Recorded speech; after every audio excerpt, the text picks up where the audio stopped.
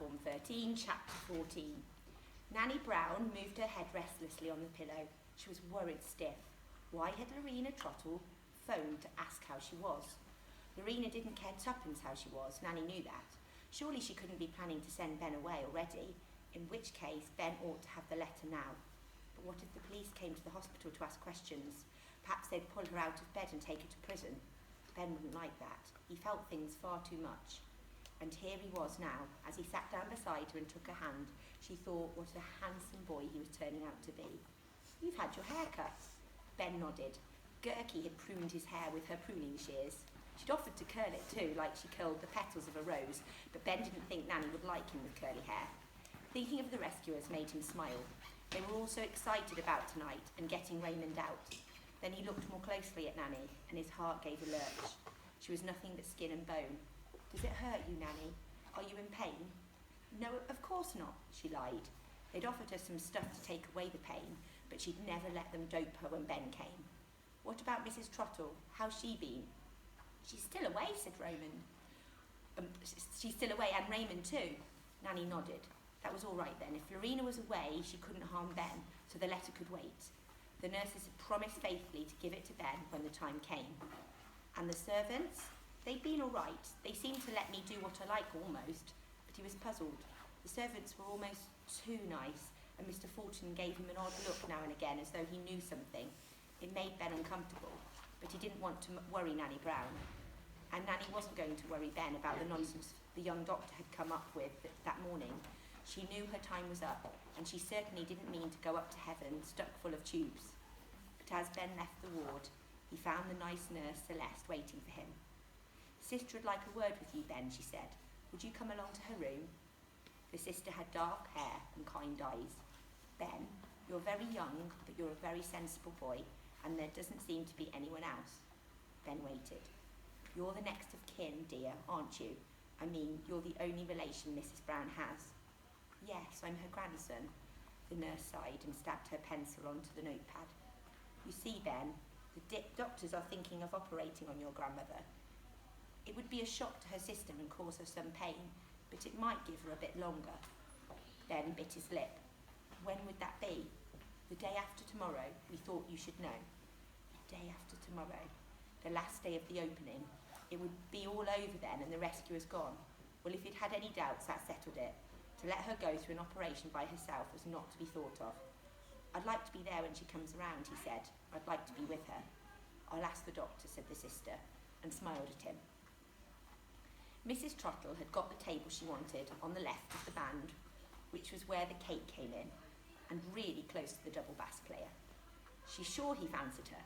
Every so often when he wasn't soaring away with his bow, his eyes seemed to meet hers. What a lovely player he was, and what a lovely man. Raymond was sitting opposite, dressed to kill in a new silk shirt and spotty bow tie, and as she leant forward to wipe the dribble of cream from his chin, Mrs. Trottle thought that wasn't a better-looking boy in the world. Her husband said she spoilt him, but Mr. Trottle didn't understand Raymond. The boy was sensitive. He felt things. Bruce was standing by the far wall, his eye on Raymond. He was hungry, but no one thought of sending anything over for him to eat. His sister Doreen sat on a chair by the big double doors. Ordinary guests would have been surprised to see a woman knitting all through dinner, but there were enough people there who had used bodyguards in their time, and it gave them a good feeling to know that soft part story was in the room. No terrorists or assassins would get far with her around. In the phone box across the street from the hotel, Cor was reading the instructions, or trying to, but his spectacles kept falling off the end of his nose, and he didn't like the look of all those buttons. Insert money, mumbled the wizard. Dial number. But when he dialed it, something gloomy flashed on the little grey screen and everything went dead. He tried again, and the same thing happened. Then suddenly he lost patience. They weren't supposed to use magic on the prince, but a telephone was different. He spoke the number of the Astor. He turned to the east. He uttered the calling spell, and on the reception desk of the hotel, the phone began to ring. Oh no, I can't come now, Mrs. Trottle glared at her page, who had come to say that she was wanted on the telephone. The double bass player was playing something so dreamy that he must surely be playing it just for her alone, and she almost decided to pluck the rose from her chest and throw it at him. The gentleman said it was very urgent, madam, said the page. and Mrs. Trottle got up sulkily and followed him, while Bruce moved closer to Raymond and Doreen, shifted slightly in her chair. Hans now entered the room.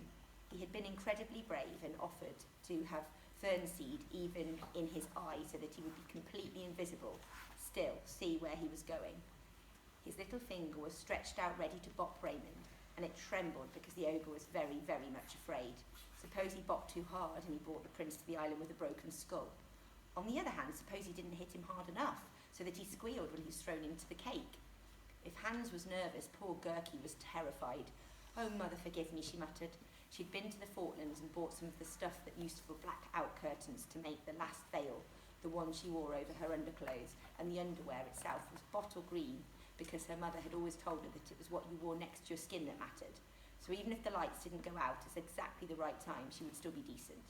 All the time as she stepped into the cake, Gerkie's teeth were chattering. At least the girl who usually did the dance of the 7 veils was happy. She'd grabbed the money Cor had given her and even now was going up in a jumbo on the way to sunny Spain.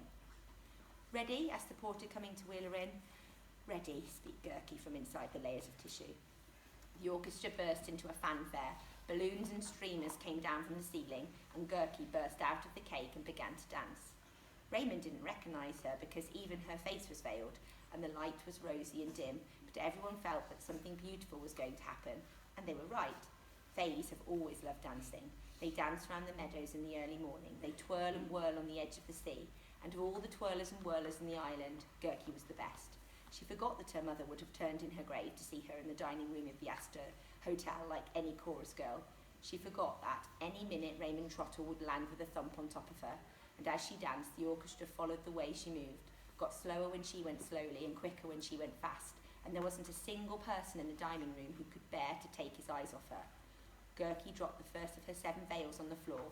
She was thinking of all the lovely things that grew on the island and of her cucumbers and how she would soon be home, but the people watching her did not know that. They thought she was thinking of them. And Hans had reached Raymond's table. He was standing in the space left by Mrs. Trottle. He was ready.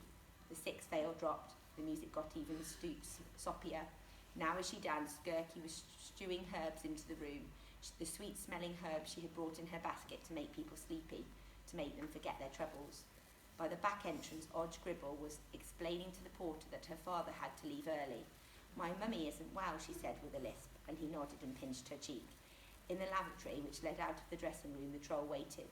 He looked so like the double bass player that his own mother wouldn't have known him. Ben, crouching on top of the fire escape, kept his eyes on the waiting van. Back in the dining room, Gerkie dropped her 5th veil, her 4th. She still spun and whirled, but more slowly now, and the lights were turning mauve and blue. "Cool," said Raymond Trottle as she danced past his table. The 3rd veil now, the 2nd, and now Gerkie did begin to worry. What if the lights didn't go out? Was her veil really thick enough? But was it all right? Hans' little finger was stretched out over Raymond's head. The orchestra went into its special swirly bit. The lights went out, and at that moment, Hans bopped.